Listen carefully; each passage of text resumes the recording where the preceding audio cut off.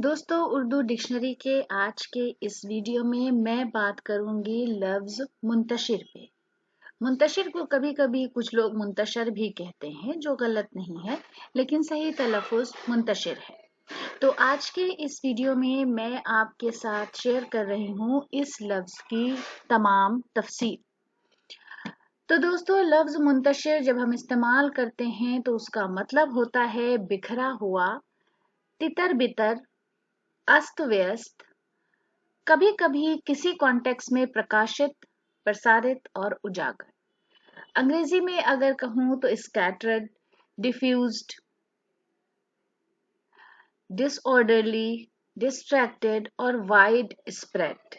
उर्दू में बेतरतीब, बिखरा हुआ, किसी किसी कॉन्टेक्स्ट में बदहवास, परेशान और तबलीग के मानों में भी इस्तेमाल होता है।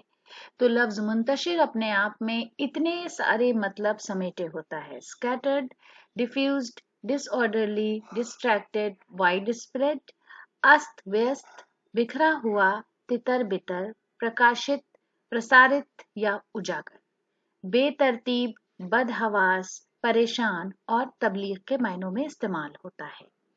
इसके अलावा दोस्तों, अयाज आजमी का एक शेर है, मुंतशिर लफ्ज बड़ी खूबसूरती से उसमें इस्तेमाल हुआ है। शेर कुछ इस तरह है: मुंतशिर मुंतशिर हैं ख्वाब बहुत, रोशनी बन गई अजाब बहुत। यानी ख्वाब बिखरे हुए हैं, अस्त व्यस्त है, स्कैटर्ड है। तो मुंतशिर मुंतशिर हैं ख्वाब बहुत, रोशनी बन गई अजाब बहुत।